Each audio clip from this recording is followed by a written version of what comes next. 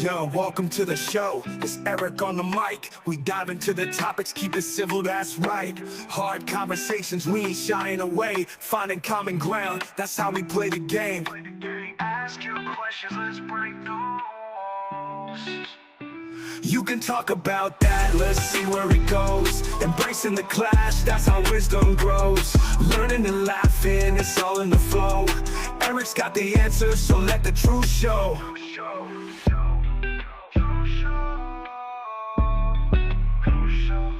From faith to life, we tackle it all. No judgment here, just hear the call. We'll navigate the rifts, keep it real and high.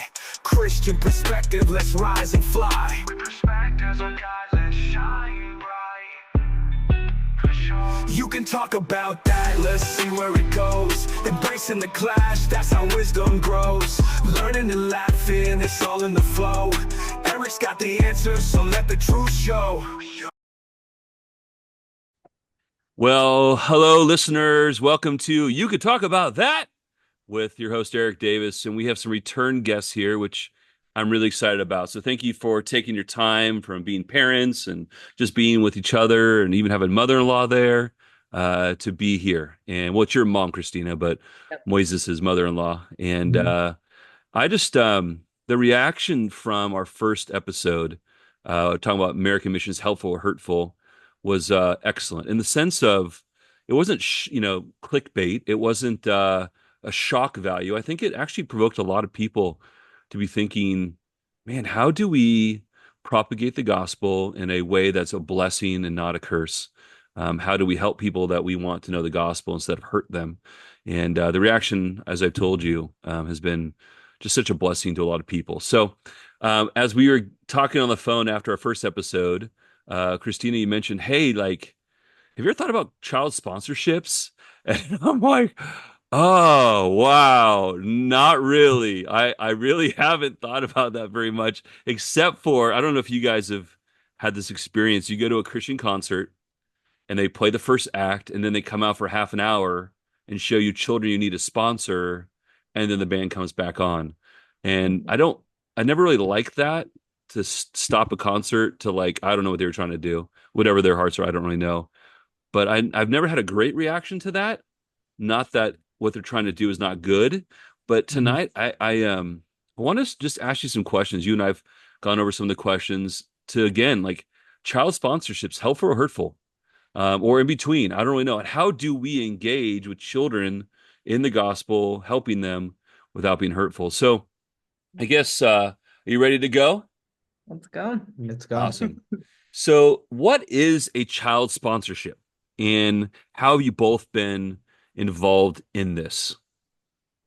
Yeah. So I initially started sponsoring a kid, I think as a family, we did when I was 15 or so.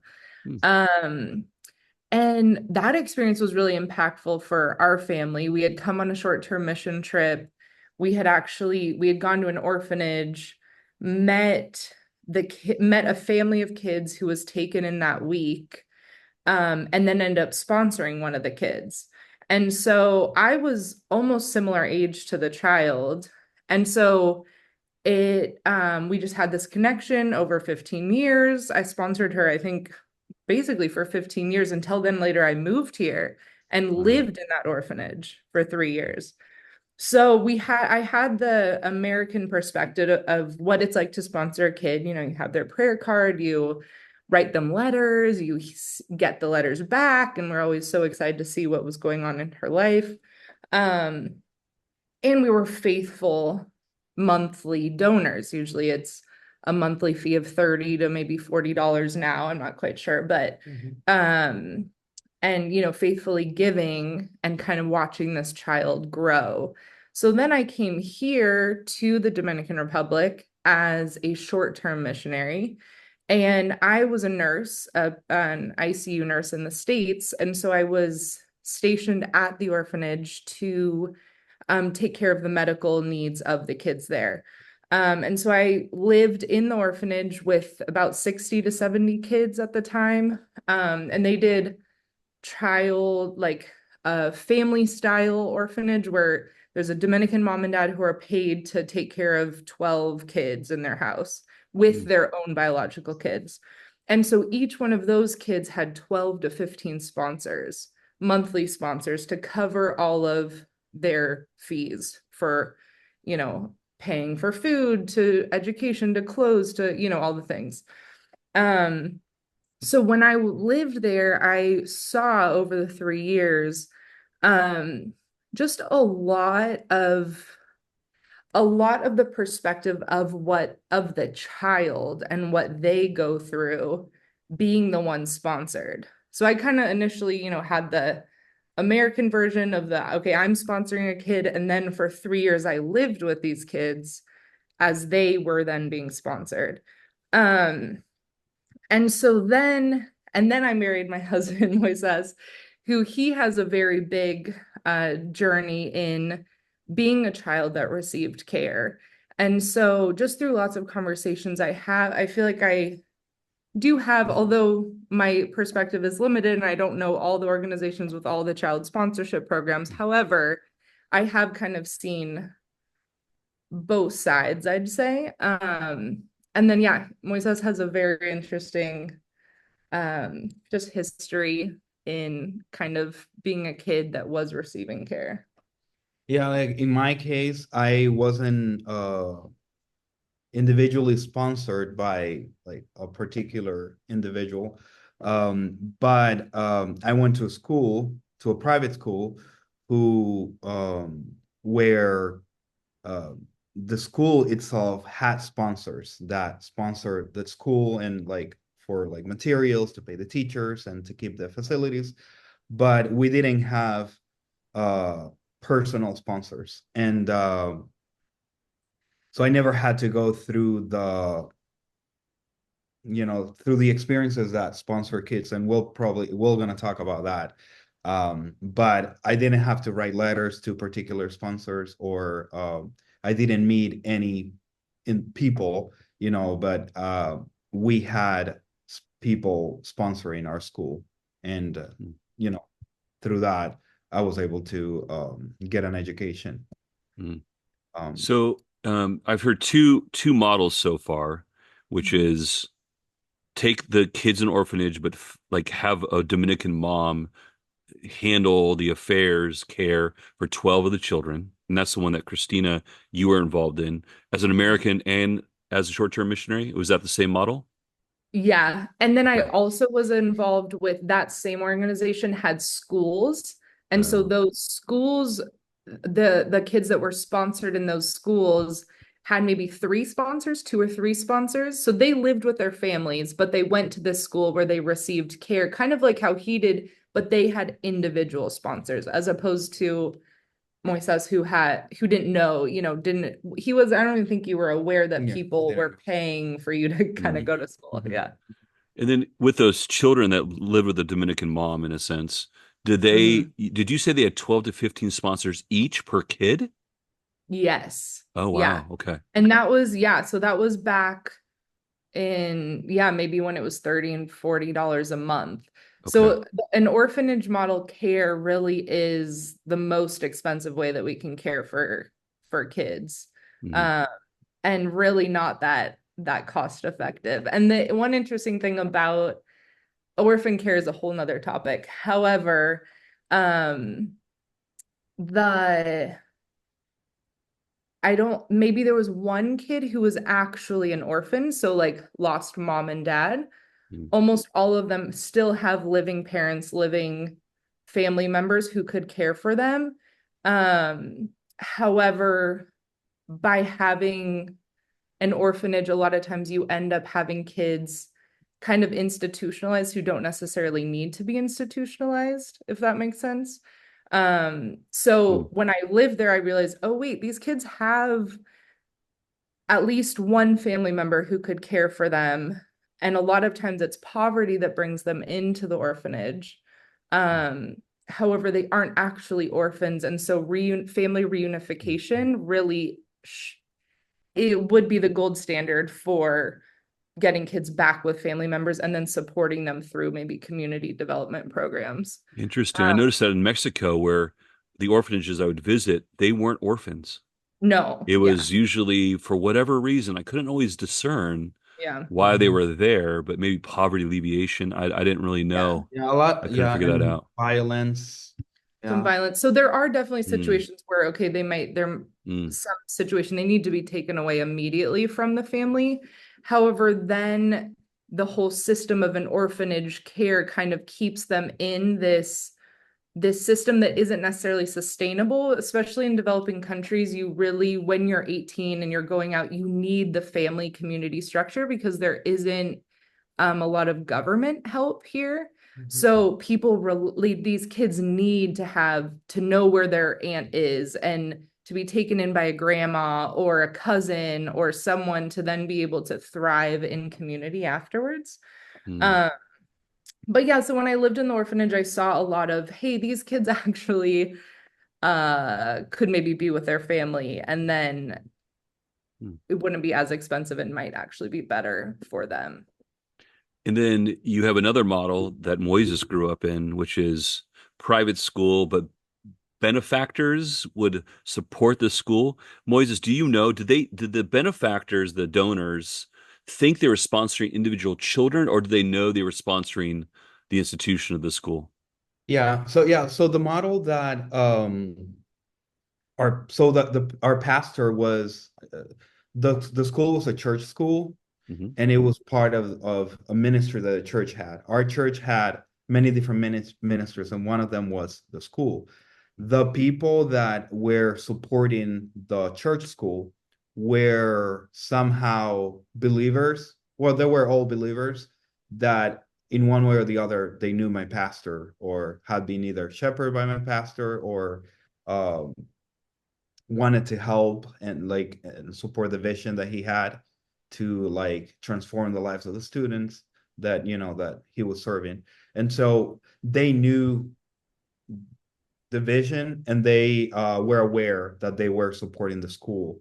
And my pastor actually um had a like he knew what he was doing, and like in regards to like he did not want individual child sponsorship because he knew the dangers that that could create, and maybe we can talk later about Mm, that, hmm. and how like the exposure that the kids would have, and like like the sometimes like undignifying part of like just showing the picture of a poor kid to people, for people to have, I don't know what, pity on them and or compassion, and then give money based on how terrible they felt about this kid. He wanted people to see the vision of what uh, could be done in the lives of these kids without using the kids as an as an attraction to get money. Mm, Well, got it. and I Okay. think it's important to talk about a little bit how your pastor ended up, like what strategies he used, because you weren't like he was in this school for what, 8 years or 8 10, years. 8 years Mm, and never given a penny. Like nothing was ever given to him. He worked Mhm. for everything. So another thing so my pastor came from Puerto Rico, with his wife. They're both Puerto Ricans, and they came as missionaries to the Dominican Republic to plant a church. And then they started seeing the needs of the island back in like 30 years ago. We were way less developed. Um, and so some of the things that he saw was like a need for a better education. Um, but he strongly believed, because Puerto Rico has been depending a lot on the U.S., because Puerto mm, Rico is a U.S. territory, mm, and so Puerto Rico has been given a lot of money and welfare, and a lot of people have uh, developed a dependency on American money, and he didn't want to create a dependency in the people that he was serving. He wanted like they always use this Japanese saying, like, do not give me fish, teach me how to fish. And like hmm, he hmm, wanted from the beginning, his vision was to empower the people that he was serving. he didn't want to give them things. He wanted to teach them how to get there, in that secular regard. But like, he came to preach the gospel and to, you know, with the gospel, hopefully with the work of the Holy Spirit, to transform the lives of the people that heard the gospel. But he also wanted to have an impact on the social aspect of the people he served through Fantastic. education. We'll get more into that. I have a lot of questions on that Yeah. one. I'm going to come back around for sure. Let me ask you again. So you have Christina, what she experienced, Moises, what you experienced, and then you go to a Christian concert and they hold up the, hey, you sponsored this kid for $30 to $40 a month. They show a picture. It's not, we don't have to get into names or anything like that Yeah. with the organizations, but what is that model? What am I? Yes. Yeah, what are you saying? Yeah, so Yeah. that's a lot of not a lot of organizations use child sponsorship because it Hmm. is such a successful model. So Mm. donors stay long term, like 10 plus years, because you have on the American side, You feel you you have, feel so like, you good. have You a have this relationship. relationship with this kid. You are saving this kid. You are the one providing care for them, and you know them personally. So anyone who's done fundraising, usually personal stories really get to people, and Hmm. and you know, Hmm. and there is something to that, right? We want to know where our money is going. Okay, you're going to pay 30, $40 a month. You want to know that it's being spent wisely, and you want to know that it's, making an impact. And so, I didn't see anything wrong with it ever. And I think I was looking up statistics. I think there's 9 million kids sponsored yearly Mm. from the Wow. US and that's not an a completely accurate number. So it's something like Mm. over $2.5 billion a year from US is paying yearly in child sponsorships Mm. for kids around the world. So it's a Yeah. massive way that nonprofits are fundraising for their programs. So yeah, you have different programs doing way different things. So you could have Mm. schools. You also could just have like community programs where you sponsor a child and a family, and the organization maybe has an after school program that they go once a week, hear the gospel, and then they're helped with maybe books for school and some economical, given financial goods or whatever. Mm. So there's a vast array. No, and I don't think it's hard to judge Hmm. it's hard to judge it as a group. And so that's why I kind of, I'm coming from my specific Hmm. um perspective on child Yeah. sponsorship. So You brought up something I've never thought about before. So a lot of times we say, hey, I'm going to sponsor this kid, or I have friends that do this. mhm. Fair notice, I don't sponsor any children. So, because I've never could I get my wouldn't head judge around you if it. you did. Yeah, thank you, thank you. I've never been able to get my head around it. Yeah. But you think, okay, this is the kid I'm sponsoring. But even financially, that doesn't make sense because $40 a month isn't going to be able enough to care for that child. So, Mhm. what your kid that's writing you a letter probably, would this be fair to say, has 12 to 15 families supporting Yeah. that kid. And they're Yeah. writing 12 to 15 letters. So do you know, so I helped with child sponsorship administration in writing letters. It Mm. is the biggest nightmare, Mm. um, to be completely honest. Hmm. Try getting a 3-year-old to write 12 of the same letters. Oh, I So didn't even you think have about to that. sit down with the kid. Literally, this was, I mean, so it was someone's Okay. full-time job. Someone was an American missionary who was fully supported, maybe 50 grand a year, to come here and make sure that kids wrote letters Wow. to their sponsors. And Wow. so the kids hated it. Oh my word. Mm. Mm. Hated it. Like, Any kid would, yeah. yeah, you're trying to, and they don't know these people, and then they're being told over and over again as they're writing these letters, you need to be thankful, this is the person that's giving you money to so that you Mm. can eat, you need to be thankful, this is the person that's saving you. Not in those exact words, but Hmm. that was the message. I'm writing this because I don't have parents, or I don't have people that are supporting me, and so these white people, sorry, Mm. these Mm. people from America need to come and give me money. And Mm. this is how I live. And Mm. so that over, 10 years creates kind of this psyche of I receive money from Americans so that I can live, not how he was kind of more raised in the terms of like, I work hard to make money to then one day break the cycle of poverty, if that makes sense. Mm-hmm. That does.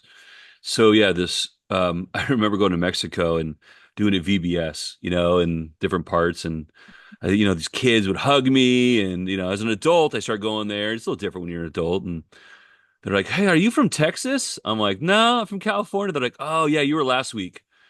Texas was last week." And I'm like, Yes. "Oh, okay. Well, is somebody coming Yep. next week?" They're like, "Yeah, from Missouri. Another church is coming." I'm all, "Do you Yeah. have a VBS every single week?" They said, "Yes, we do." And I Yeah. was like, "Oh my gosh, we are just running VBS after VBS after VBS after VBS." And basically, these churches are all thinking that they're doing something special for these children. And it's actually just the industrial complex of VBS in this Yeah. poor country. Yeah. So, in that sense, I've never even thought about, yeah, 14, 15 sponsors for one child. That Mhm. family is getting the letter, not realizing this is, I'm one of 15. And maybe they're okay with that, which is totally Maybe, yeah. fine. Yeah. They Yeah. Yeah. understand the financial realities of that they Yeah. might need to have more people supporting this child.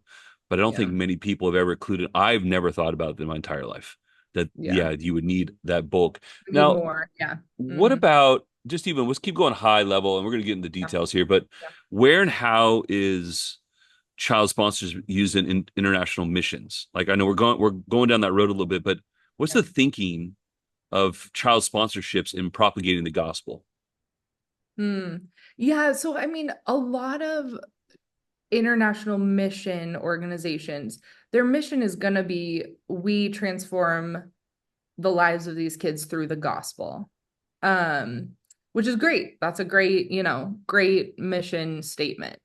Um, and so that's a lot of the buy-in is the way that we preach the gospel to the kids is maybe through these other means, which, as Christians, I'm absolutely like, let's help our brothers and sisters who need help, who, have financial problems, who maybe need some help. However, um, yeah, oftentimes in the mix of international missions, the focus can get off of, um, okay, we say we're preaching the gospel to these kids. Um, However, what really is that? Are we actually, and that's going to Mhm. depend on the organization, Mhm. obviously.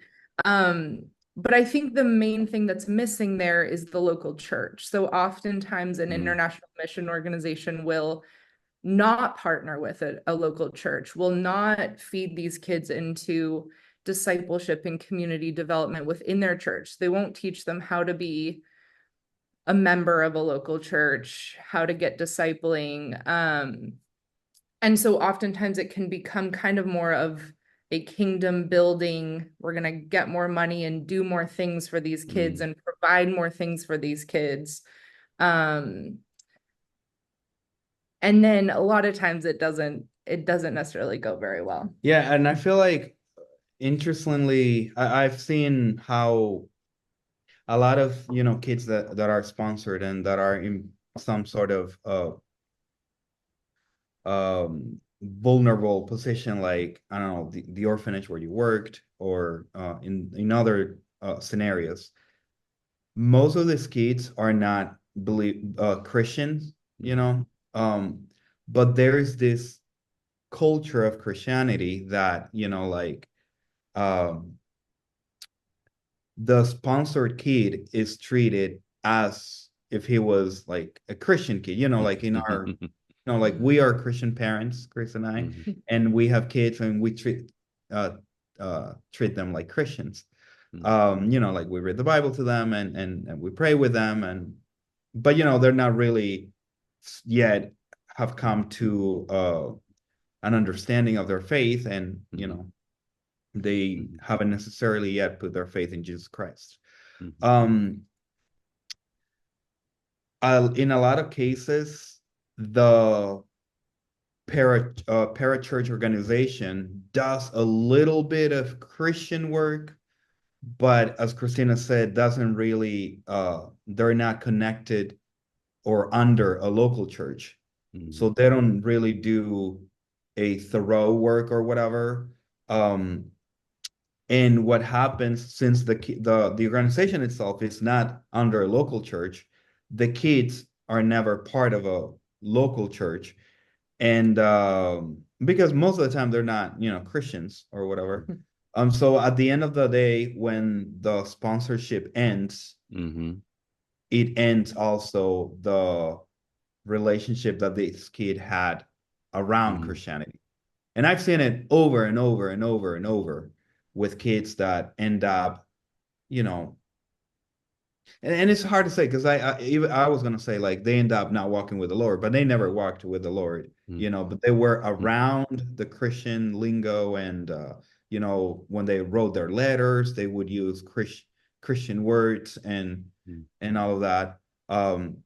And so I see how it alleviates poverty in a way, but I haven't really seen its effectiveness in transforming the life of the kid. But also I haven't seen uh, child sponsorship um, creating a sustainable adult that will be a productive agent in society. mm, Most often I see with sponsored kids, and I've seen a lot of them here in my hometown. They don't have like a thrive to succeed or whatever, Right. a drive to Right. succeed. Yeah. They are so used to receiving, that they don't want to work hard for whatever, you know. A lot of them end up not going to college or end up like in a lot of cases, like girls, like once they leave the program or whatever, they end up pregnant like 2 or 3 years later, and like the cycles goes back to, because a lot of it is like teenage pregnancy, violence at home. That's why these kids end up needing a sponsor in the first place. And so that's like a cycle that I've seen over and over, even with a lot of kids that have been through programs and through different things. They end up doing what their parents did, what their grandparents did, mm, mm, which is, I don't know. And I think it's important to even note with that is that, like, we know as like God created the church, but he also created the family. And so the church and the family are two pillars of society in general. And so when kids have their immediate family broken and just full of sin, Mhm. that's super hard. And so Mhm. no organization is going to be perfect to fix that, Yeah, yeah, yeah. However, I think a lot of times with international missions, we have to be careful if we're not supporting family reunification, family, and by family, the parents really caring for and launching their kids and the church. If we kind of get away from those two focuses and we try to be Just the help. saviors or be the ones that are pulling them out of poverty ourselves, then it can lead to kind of the kids then lose focus of the two things that can really keep them, that can really transform their lives, the church and Jesus, and a family community relationship. And mm. yeah, Yeah. Um, that answered your question. it did, and I have a whole bunch more. Great. Um, uh, it's interesting. So what you're describing is the American culture, which is things are broken, families are just destroyed, dysfunction. Let's throw money and program to fill the gap. Yeah. And one of the things I'm hearing, one of the weaknesses of the child sponsorship model being not attached to a local church is that these kids graduate from this program, and then what? You Yeah. threw money at it, you threw money at the problem, Yeah. Yeah. and then what? Well, if they're attached to a local church, you don't graduate from the local earthly church until you die, Mm-hmm. whether it's in DR, California, you don't graduate from that. But if this system is set up to fill a gap, not to hit the root cause of these gaps, and then there's no plan to help them when this gap is finished, are we not doing more harm? I don't know. That's a question. I've had this question as a public school teacher. It's the same thing. Let's fill the gap. Let's fill the gap. We know these families are falling apart. We can't talk about the families because that's not our role. That's what I've been told, actually. Don't talk about the families. I'm like, but this kid has a drug mom, and this is why he's not being able to study because he can't sleep at home. Don't talk about them because that's not your place. I'm like, but it's affecting everything. Well, you just teach them history. Well, that's a Band-Aid on a cancer. So is what I'm hearing you saying is we're the American church, which is American, and we sometimes get that too connected. And we're all American citizens here now, Moises, right? Congratulations again. Correct. You're double citizen, dual citizen there. US Are you, citizen. Christine, are you dual citizen as well? Are you dual citizen? No. Oh, okay. You're just Not yet. American. I'm Okay, all working right. on my Dominican citizen. Okay. All right. Well, good luck with that. It's really hard. Okay. All right. Well, keep going. Yeah. Yes. Is that what I'm hearing? Like it's almost the American model of filling in a gap, not dealing with the root cause, and then no graduation plan. Yeah. Is that fair? Yeah, and I feel like a lot of, and we've talked about it in the last podcast, a lot of the problem revolves around money, and the solution isn't necessarily money, but most of the organizations are money hungry organizations. They need money to operate, and they need money for the kids to be sponsored. And then the whole focus is about how getting the sponsors to the kids and getting that money, but that money isn't changing the hearts of these kids, and it's not transforming it's not transforming them so they can become productive agents of society in their local country or whatever.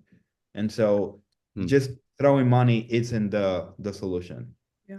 I think also another way the American kind of vision comes into international missions where we have to be careful is, in America, numbers talk. So, we're sponsoring 3,000 kids. Okay, well, your sponsors now, whoever supports that organization the next year is going to want to see that you're sponsoring 4,000 kids or whatever it is. We have 200 kids in our school. Okay, now we want 400 kids in our school. Well, and that's what sponsors, and usually there's pressure from the US for that to happen, for growth. Like growth is good. However, I think a downfall of that is that then the quality of one-on-one discipleship just isn't there. And so, for example, the program that Moises grew up in, there were 12 boys. Yeah, we were 12 boys. So the school was an entire school with 6 missionaries, eight full-time missionaries for 12 boys. 7 years. For 7 years. They didn't have another kid. And those 12 boys' lives were changed. Like he was discipled daily by godly men who were walking alongside of him, who gave him dignity and respect and had him work for everything he needed and encouraged him in that. And but that doesn't look good. If you report back to US donors, we're spending $200,000 a year on 12 kids, we're not getting any more either, And so I think just the whole model maybe should be reassessed of, quantity doesn't equal quality. Yeah. And especially when we're talking about kids' lives and just really hard situations, they need quality. Yeah, definitely. Wow. Yeah. Wow, And it goes back to like what people want results and then want them fast. But if if the vision is to transform the life of the people that you're serving, you need time. You need to be invested in the life of this person. It's not, and like I didn't receive I don't remember receiving a single penny from none of the people that, mentored me. But I learned valuable lessons about how to be a good dad, how to be a faithful man, how to be on time, simple things like that, but also like important role models that took time, for me to like be a mentor and discipled. And when I became an adult, I, like started discipling other young men and other kids from, my local place. And so like that, I feel like the when the vision is to transform the life of a kid, um, then I think it'll change the way that you go about it. But if you want quick results and numbers and to show if you want something to show, then you're gonna turn the focus away from changing the life of this person to now like I need to show to my sponsors, the sponsors, this, what happened, this, I need to write a newsletter to show them like that we're doing. I need to take pictures of this dirty kid so that people feel compassion and they can give more. And so it turns away, like all the energy is spent on this facade or whatever, and the real impact is not made in the life of the kid. I'm hoping to do part 2 with you very soon. And here's where I'd like to go with that, if you don't mind. So here's some questions I want you to think about for part 2. The first one is there not a role because of James 2, where it says, if you see a brother who's not fed, you say, go well, be fed, or one who's lacking clothing, you say, go be clothed. Is there not a role for us in poverty alleviation? That's why people could sponsor, just because purely poverty alleviation, we know they need the gospel. That's our ultimate goal, but is there not a role? So I want you to think about that. The second thing is I want you to kind of get deeper into what are the negative effects that you're seeing on the parent who has a child sponsored, on the child who's been sponsored. And then I would like to end with what you're actually doing right now, Moises, is, okay, so then what? And what I'm hearing you even saying right now, and I want to kind of end with this, is maybe the fault is not with the child's sponsorship. The fault is with the people that want to see the results that this type of model drives, which is numbers of children, how many people you're helping, versus like, man, I'm going to give you $1,000 a year, and I want you to disciple one kid. That's it. Maybe it's the donors who are driving some of this wrong thinking. So I want to end with some solutions, right? Because we can diagnose problems, but if we don't provide solution, that's not helpful sometimes, right? So can you guys stick around for part 2 with me? Yep, let's do it. Let's do it. Fantastic. Well, thank you for listening to You Can Talk About That. This is a podcast where you could talk about these things. And I'm just so thankful for both of you being here tonight to be able to talk these hard things through that, frankly, we don't talk about. So I'll look forward to seeing part 2 with you guys. See you later.